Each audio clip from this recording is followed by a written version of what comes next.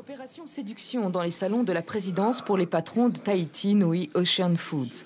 Avec pour slogan « Le meilleur poisson, le meilleur lagon, le meilleur marché ».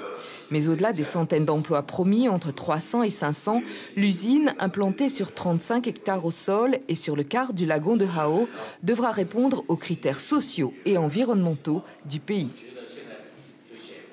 Il n'y aura jamais aucune dérogation sur le code de l'environnement et le code du travail. On nous a reproché de prendre du temps sur ce projet. C'est parce que depuis la délivrance des permis de construire et de terrassement, nous avons déployé 18 ICPE.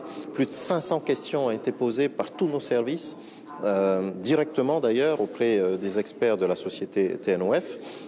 Il n'y a pas de dérogation sur le code de l'environnement et le code du travail. Dans un premier temps, entre 30 et 50 techniciens chinois assureront la formation de la main-d'œuvre polynésienne pour laisser place ensuite à un encadrement local. À terme, 50 000 tonnes de poissons devraient sortir de l'usine de Hao avec un label de haute qualité et un contrôle écologique régulier. La surveillance sur l'eau, en fait, c'est tous les jours. C'est pas en fait une fois par quelques mois. Et puis ces données qu'on va avoir, on est aussi volontaire de les partager avec le gouvernement.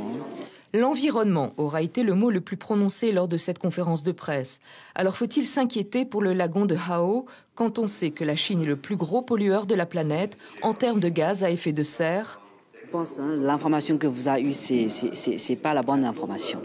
Là, pour l'instant, donc l'exigence sur la protection de l'environnement en Chine, je pense que c'est le plus strict du monde.